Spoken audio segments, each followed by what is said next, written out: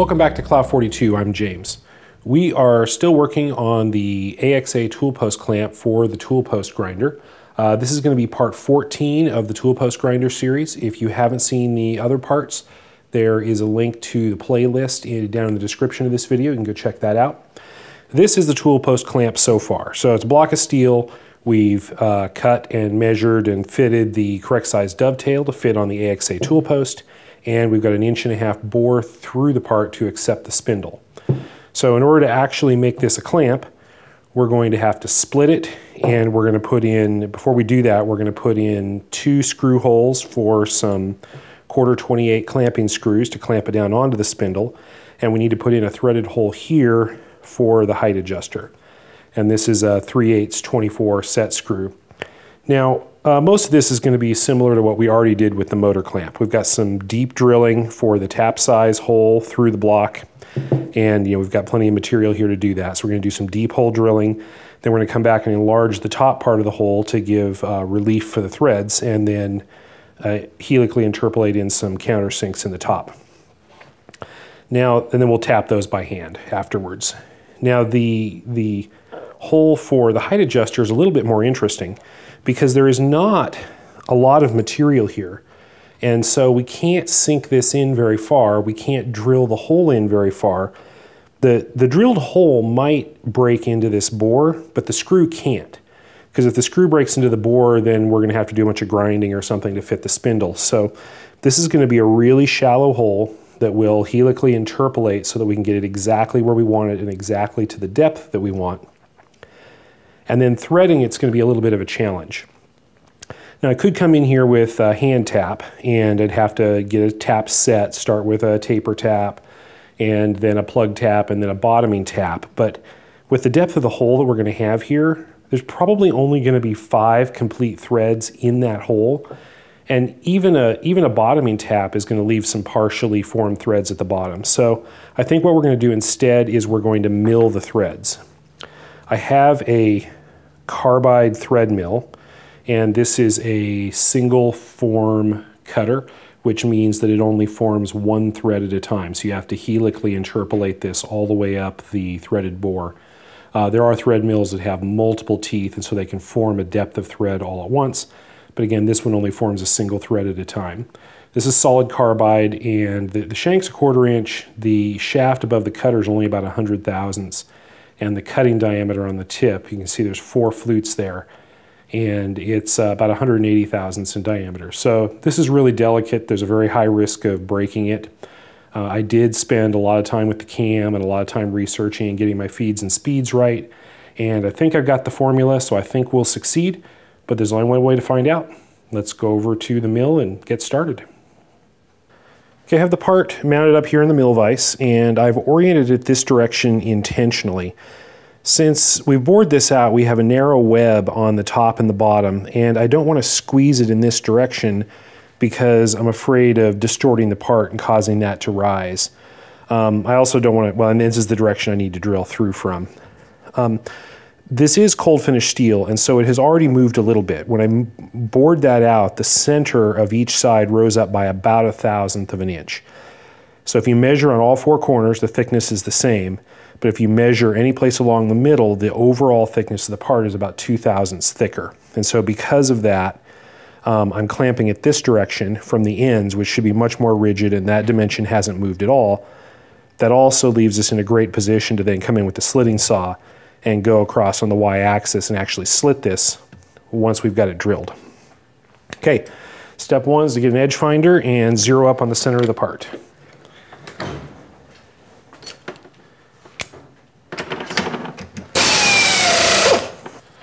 Okay, high speed will spin about 1,000 RPM.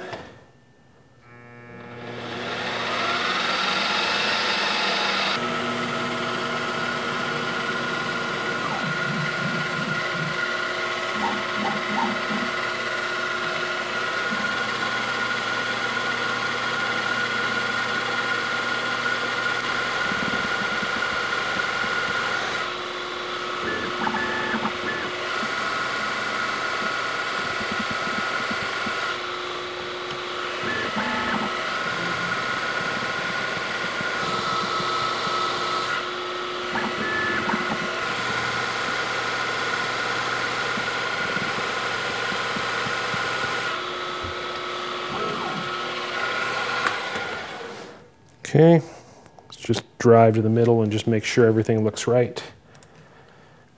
G0, X0, Y0.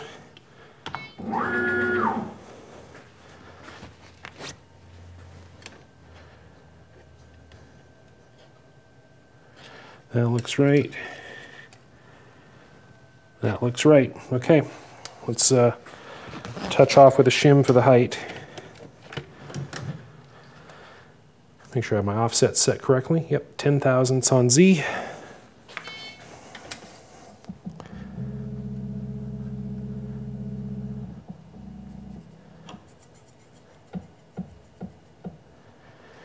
There we are.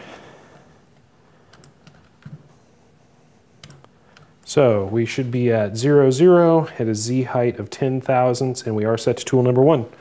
Looks good.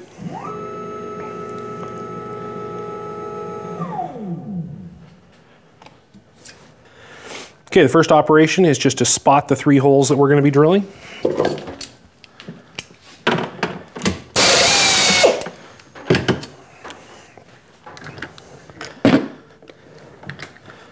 Get rid of the edge finder and bring in a 1/4 inch 120-degree spotting drill.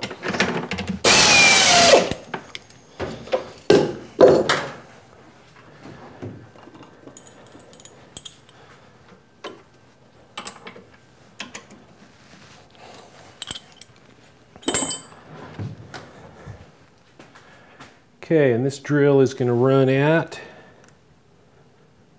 1200 RPM.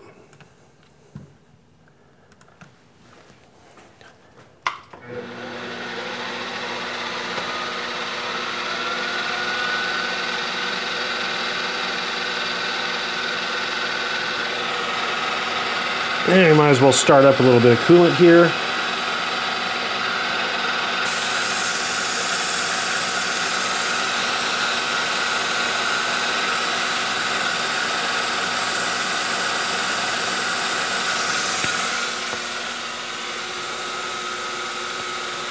Here we go.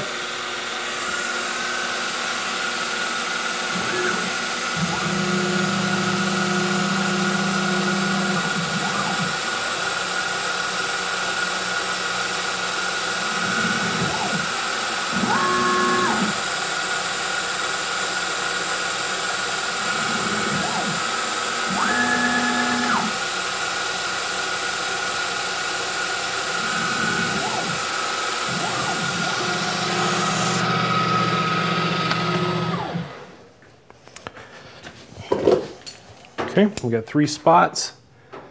Those all look even and in the right place to me.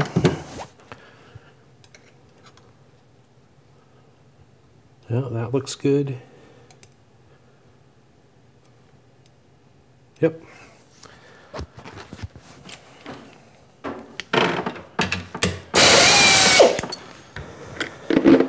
Okay, the next tool that we need is the tap size drill. This is a number 3 because we're doing a 1/4 28.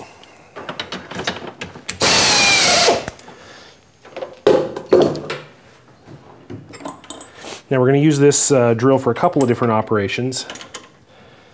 We're going to use it to deep drill the holes on the side that are ultimately going to go almost through the part, not quite through. And we're going to peck drill those, and then we're going to come back and we're going to use it to just start to open up the hole for the height adjuster.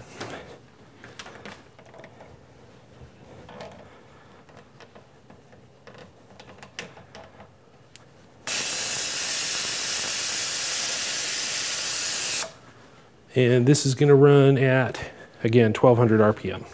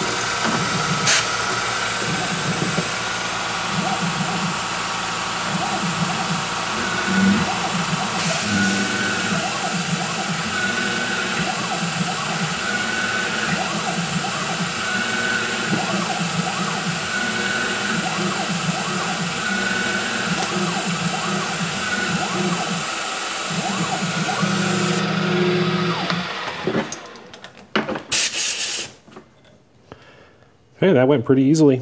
No drama at all.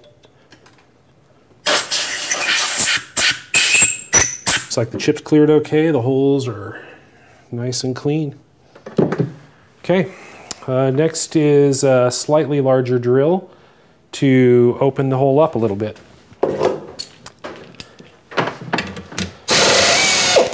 Now, in the case of the clamp screws, this is going to be the clearance for the clearance drill for the top part of the hole where the threads don't engage. And we're going to go ahead and drill the height adjuster just to open it up a little bit further, since we have the drill anyway, before we pull out an end mill and try to helically interpolate it.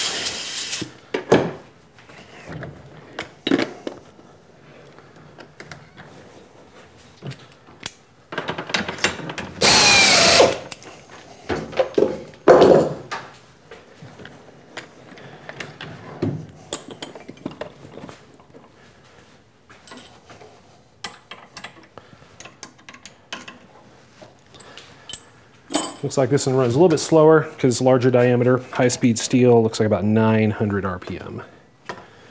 Go ahead and put that in low gear because we can reach that from there.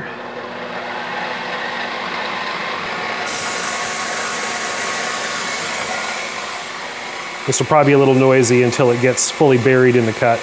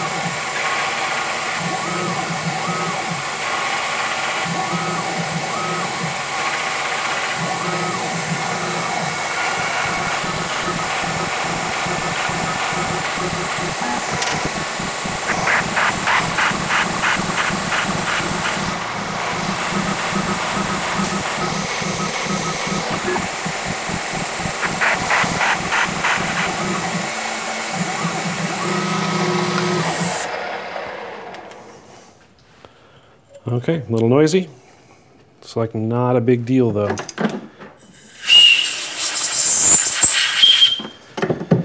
This is a 1/4-28 screw and it drops in just about to where we expect it to.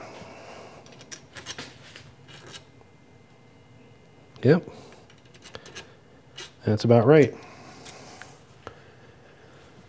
Okay. Next operation is going to be to open these up for the countersinks for the screw heads and to open this up to the actual thread minor diameter.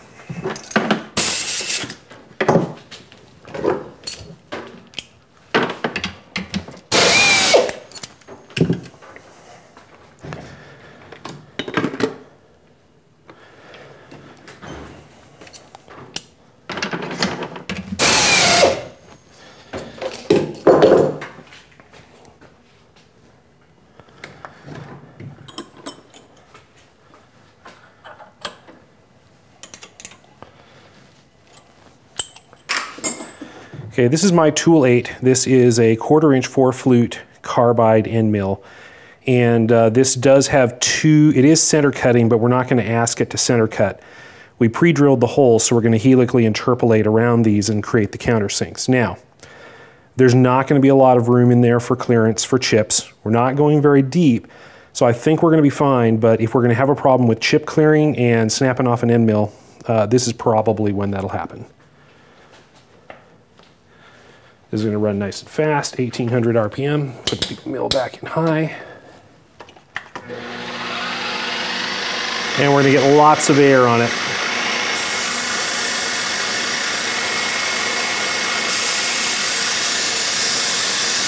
Just try to maximize the chip clearing.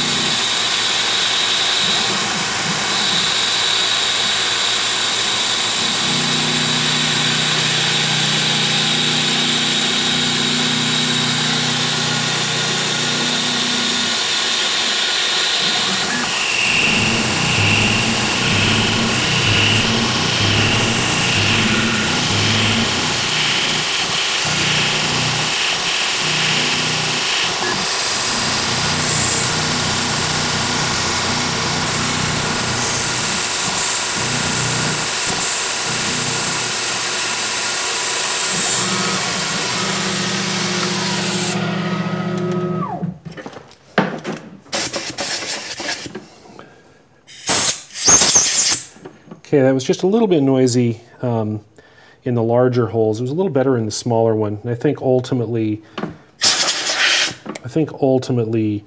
the issue is just the overlap and just asking the mill to do center cutting as it ramps down.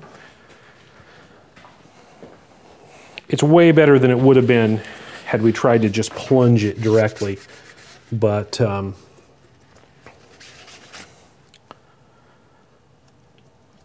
still not as great as if we could have just drilled that.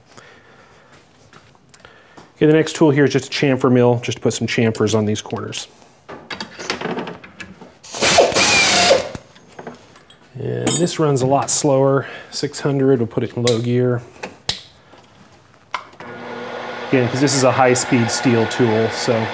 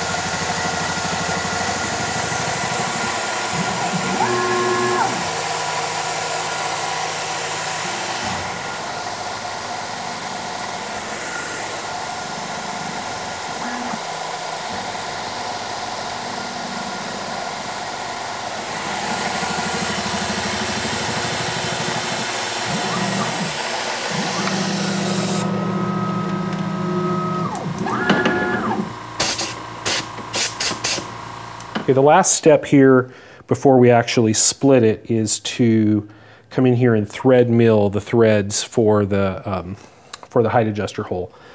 And this thread mill is tiny.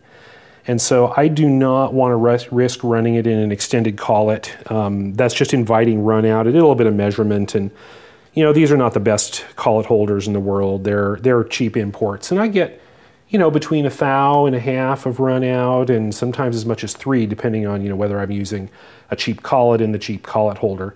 And for bigger cutters and heavier chip loads, it's not that big of a deal.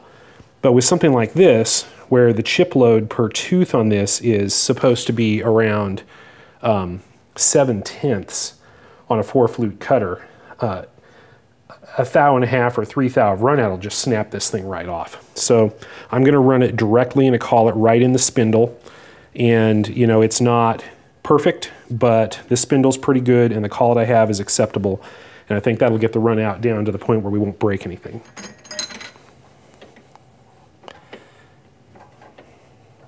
Now, the downside, or one downside of doing it this way, is that it means I have to touch off again.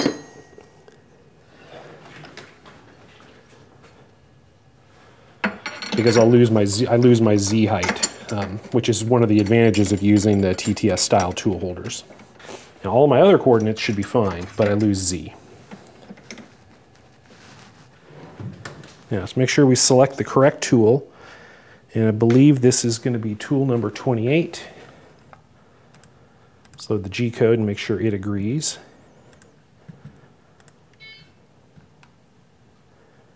Yep, tool 28. So I'll make sure and set 28 here so that when Mach 3 gets the height number, it knows that that's for tool number 28.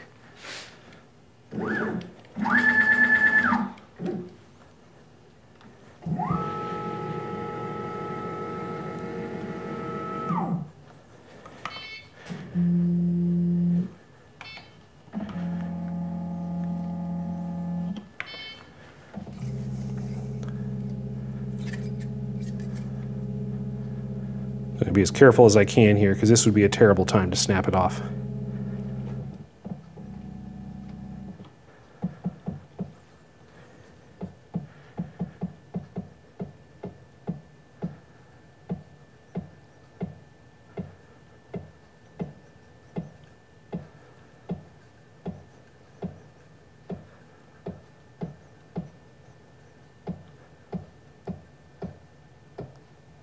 Okay, there's 0, or there's 10 thou.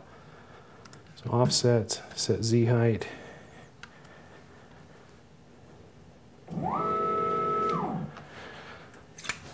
So I've done all the prep, done all the math. Only thing left to do is run it and see what happens.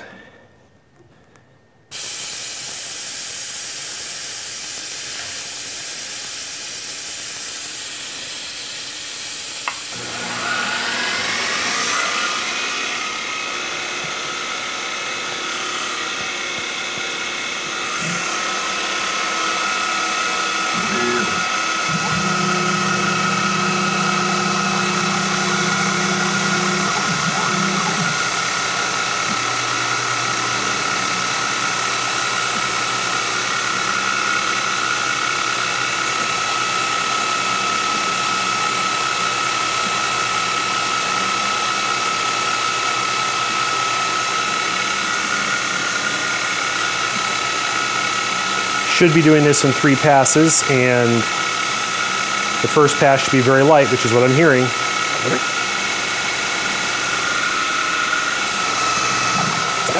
Second pass.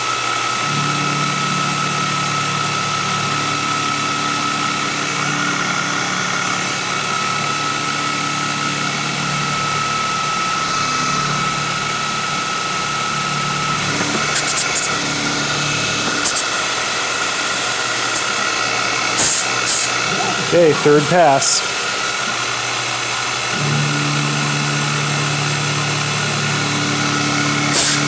Sounds good, sounds clean.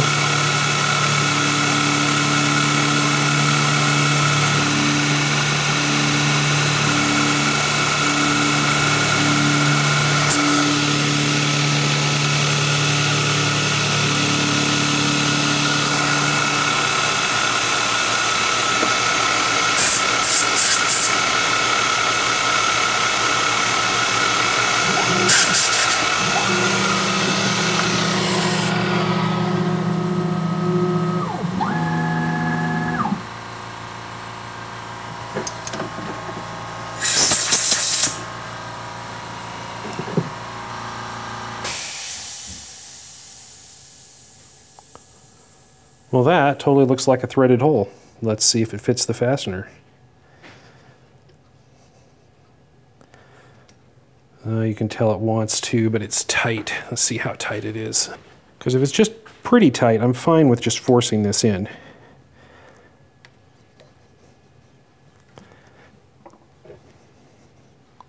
Oh, that could be done, but it needs to be a little looser. Okay, I'm just going to run a spring pass, see what happens.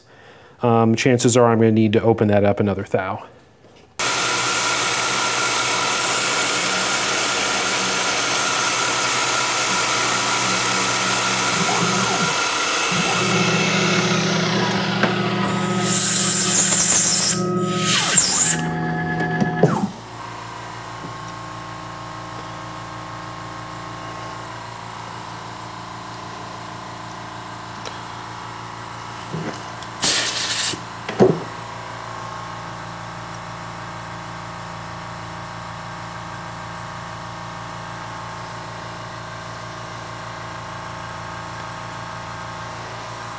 Okay, we're still a little tight. I'm going to go repost and open that up a little bit. Okay, I posted a new version of the code that has an extra 0.02 on the diameter, so it's an extra 1,000th on each wall, and we'll try that first.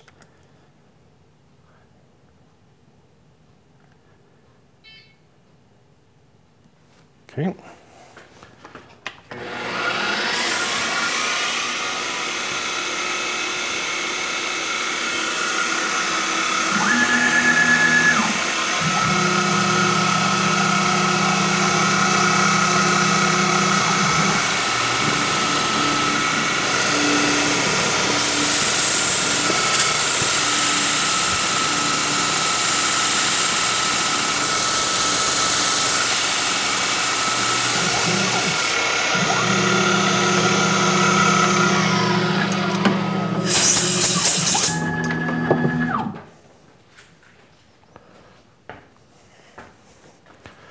Okay, let's try the screw.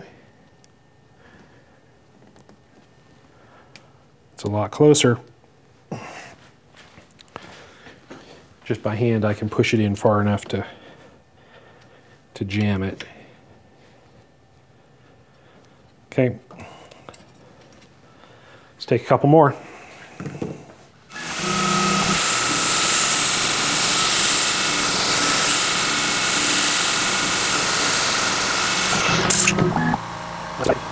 Oh, that's just about it. I mean,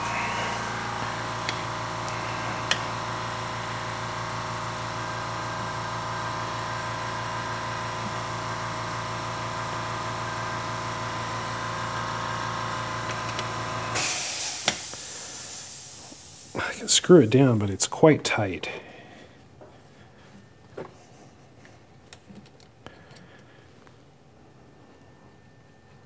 Okay, let's take just a couple more, and I think we'll be there.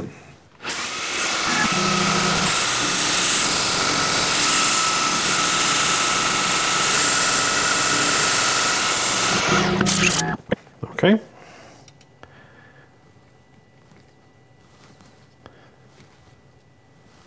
It's tight, but I can turn it by hand most of the way down. Let's see if I can bottom it easily with the tool. Oh yeah.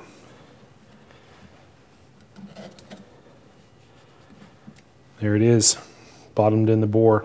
Now, if this were a normal thread that I was just going to try to use, I was going to assemble and disassemble multiple times, for example, that would be too tight. But I was going to install this with red Loctite anyway, so having that nice and tight in there is good.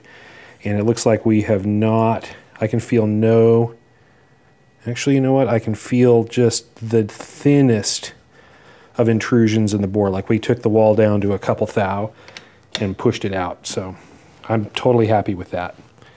If it causes any problem, we'll just sand it off. Okay, you know, before I do anything else, let me take this end mill out of here so I don't break it.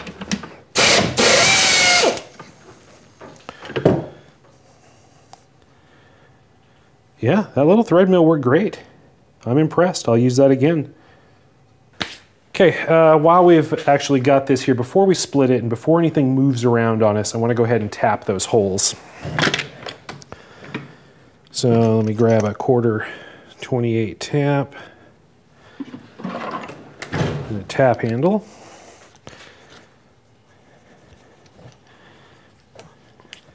Let's see, are we going to fit for height? Yes. Now I'm going to go ahead and grab some oil here. And because we have the clearance hole, we have like an automatic tap guide. So doing this by hand is pretty straightforward at this point.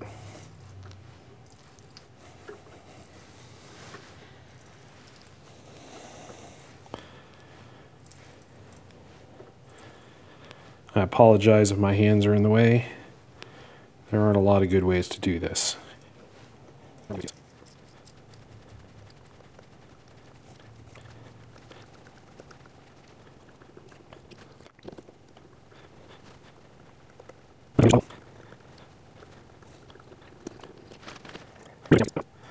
The reason I'm doing this now is because I don't know how this is going to move when I cut it open.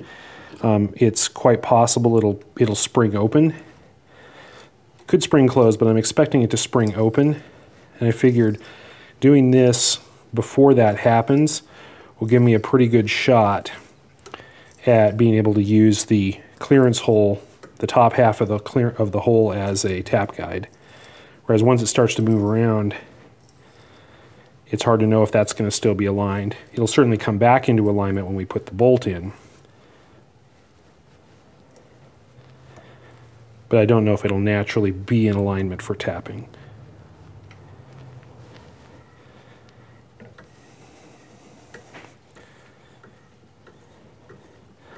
This is a spiral flute tap, so it does lift the chips up and out, but they fill up pretty fast on a deep hole, especially in steel.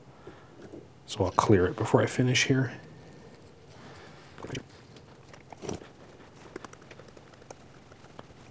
Okay, I think that's the bottom.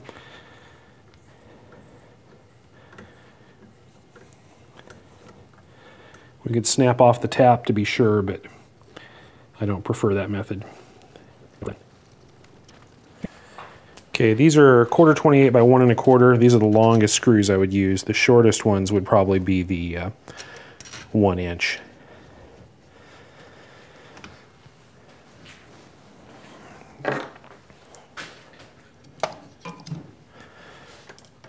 Okay, that's too big. Let me get a shorter one.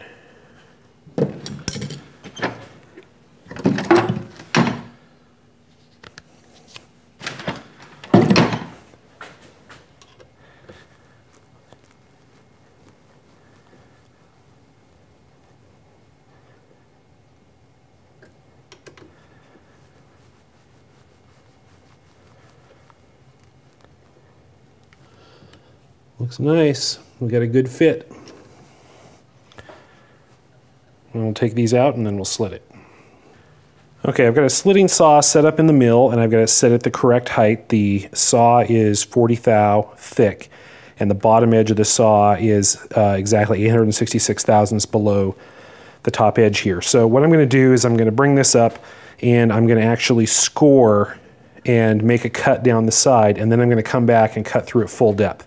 And the only reason I'm going to do the score initially is just to give the saw something to follow in the hope that it will follow it and not wander.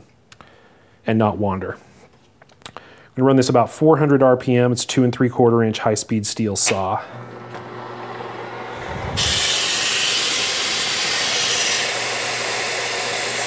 And we'll just run a little bit of air and some coolant on it.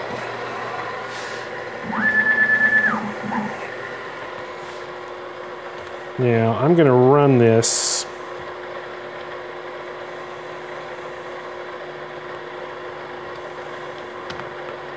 we're just going to start out at 1 inch a minute, which is really slow, but I kind of want to see what we're dealing with and how it's cutting.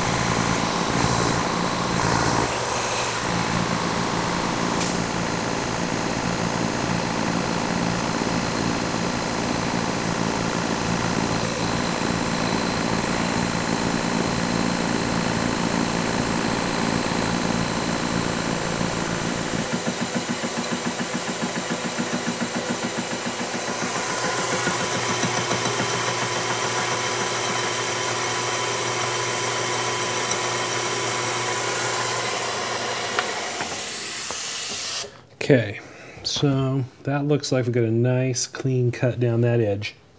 So what I'm going to do is I'm going to go in until I've cut the full width of this thing, and then I'm going to cut forward. And so it's a climb cut, which means the saw is going to be entering the guide slit and then doing the cut. And I'm hoping that'll get us through straight.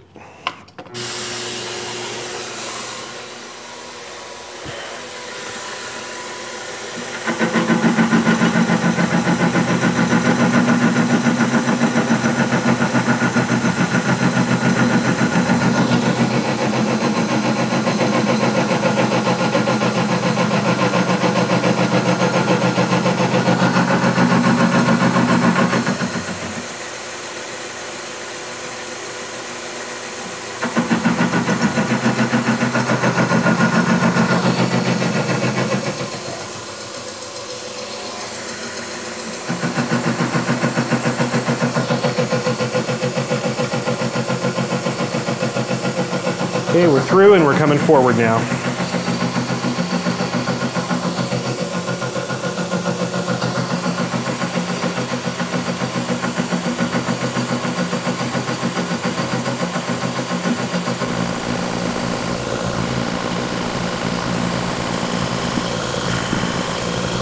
I think that sound you're hearing is the, maybe you can't hear it.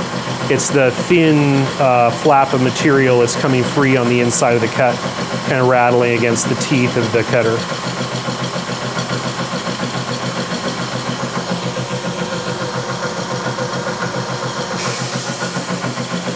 Okay, we're about halfway through.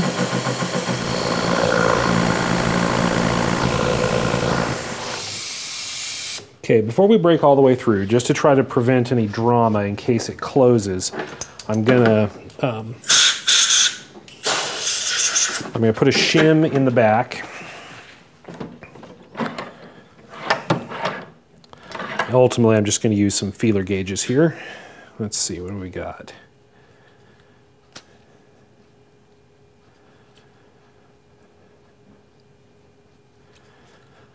Let's see what fits.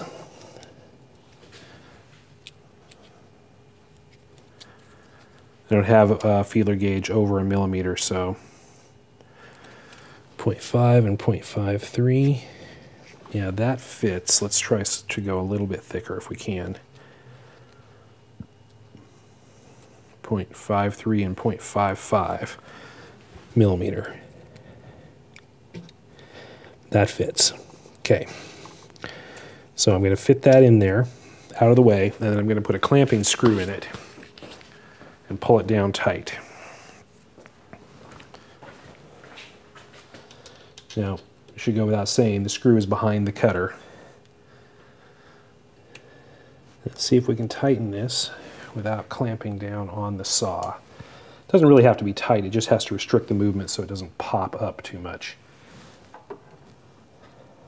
There.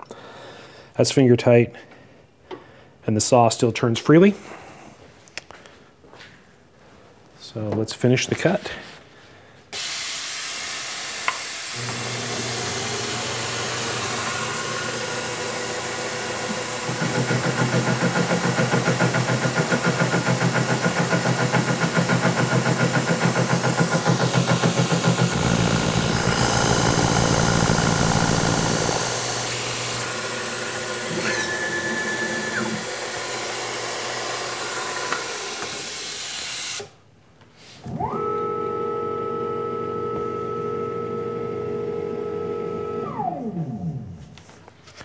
And that's it, slit through and no drama. Let's see if it did try to move. Yeah, looks like it tried to open up, but not a lot.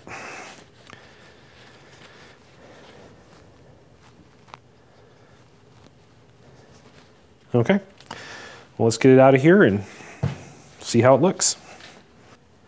Well, that is the Toolpost clamp block complete. Got the bore through it, we've got the slot, we've got the countersunk threaded holes for the clamp bolts, and we've got the we got the threaded hole, shallow threaded hole for the height adjuster. So let's put some things together. This is the height adjuster set screw. Put that in. You can probably hear my neighbor's dog. He's rarely happy.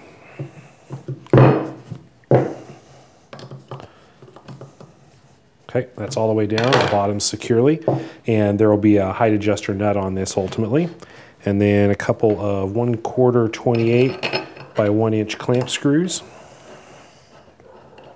And before we put the clamp screws in, let's take some measurements. I am actually curious to see how much this opened up. It did not open up anywhere near as much as I expected.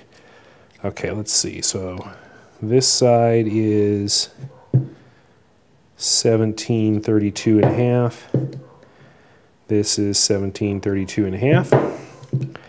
And this side is 1749. 1748, 49. So what is that, about 17, 18 thousandths that it opened up? So that's not bad. That's actually a lot less than I expected it to spring. Now, one of the things you might notice if you are eagle-eyed is that the two halves of this are not equal. And it's not because the cutter wandered. I actually am pretty pleased with the cut. There's 822.5, and up here's 823. Well, you can't see that. 823, 822.5. So we're, you know, we're easily within a thou of straight up and down, but it's not equal on the two sides. This side is 821.5, and this side is 870 or so. And the reason is just a simple transposition error, or just simple error. You know, I read off the plans that the bottom of the cutter was supposed to be 866 thousandths down from the top, and 886 thousandths down from the top. I wrote that down over here on my machine, on my piece of paper, which you can't see. 886 thousandths down, and then I dialed the mill to 866 thousandths, which I may have said on camera. And so the slot is actually 20 thou higher than it was supposed to be, making one side 40 thou thicker. Now, it doesn't matter at all, and if I hadn't told you, you might not have noticed, and it's only going to bother me. So it's fine. So let me put the screws in here, and then let's try clamping the grinder in it and see how it works.